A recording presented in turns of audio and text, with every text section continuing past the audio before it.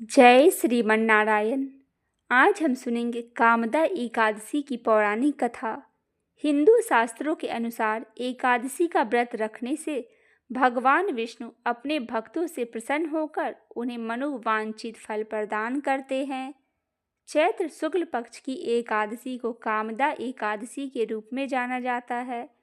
चैत्र नवरात्रि और रामनवमी के बाद यह पहली एकादशी है।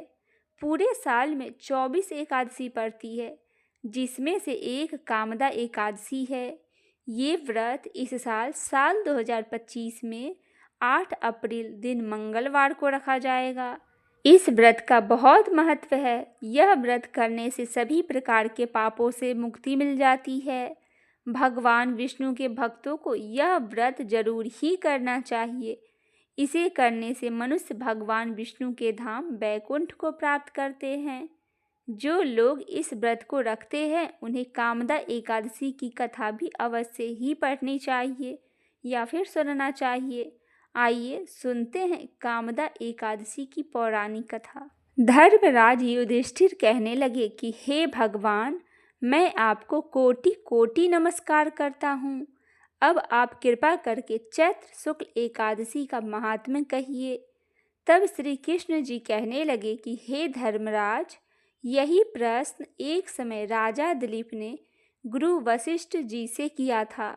जो उन्होंने समाधान बताया था वह मैं तुमसे कहता हूँ, सुनो। प्राचीन काल में भोगीपुर नाम का एक नगर था। वहाँ पर अनेक ऐश्वर्यों से युक्त पुंडरीक नाम का एक राजा राज्य करता था। भोगीपुर नगर में अनेक अप्सरा, किन्नर तथा गंधर्व वास किया करते थे। उनमें से एक जगह ललिता और ललित नाम के 2 स्त्री पुरुष अत्यंत वैभवशाली घर में निवास किया करते थे। उन दोनों में अत्यंत स्नेह था, यहाँ तक कि अलग अलग हो जाने पर दोनों व्याकुल हो जाते थे। एक समय पुंडरीक की सभा में अन्य गंधर्व सहित ललित भी गान कर रहा था।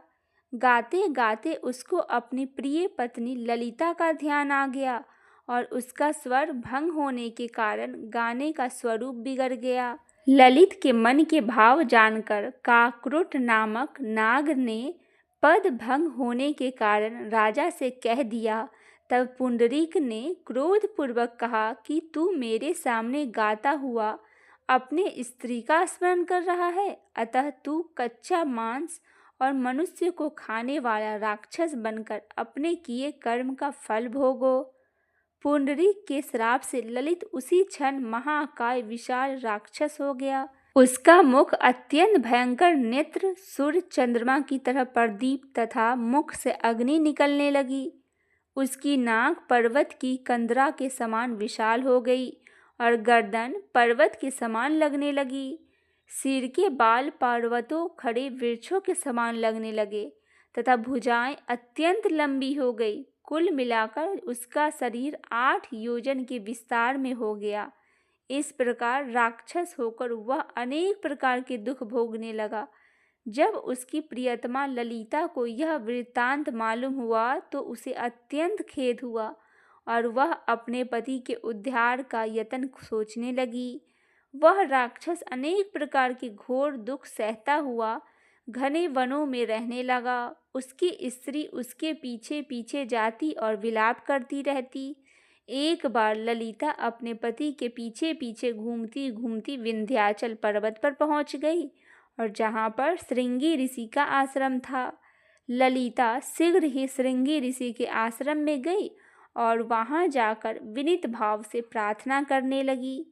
उसे देखकर श्रृंगी ऋषि बोले कि हे सुभागे, तुम कौन हो और यहाँ किस लिए आई हो? ललिता बोली कि हे मुनि, मेरा नाम ललिता है। मेरे पति राजा पुंडरीक के श्राप से विशालकाय राक्षस हो गए हैं। इसका मुझको महान दुख है। उसके उद्धार का कोई उपाय बतलाइए। श्रृंगी ऋषि बोले, हे गंधर्व कन्या, अब चैत्र शुक्ल एकादशी आने वाली है, जिसका नाम कामदा एकादशी है। इसका व्रत करने से मनुष्य के सब कार्य सिद्ध होते हैं।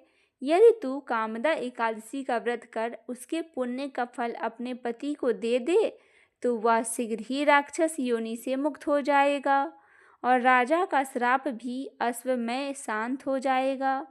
मुनि के ऐसे वचन सुनकर ललिता ने चैत्र शुक्ल एकादशी आने पर उसका व्रत किया और द्वादशी को ब्राह्मण के सामने अपने व्रत का फल अपने पति को देती हुई भगवान से इस प्रकार प्रार्थना करने लगी, हे प्रभु, मैंने जो यह व्रत किया है इसका फल मेरे पति देव को प्राप्त हो, जिससे वह राक्षस योनि से मुक्त हो जाए।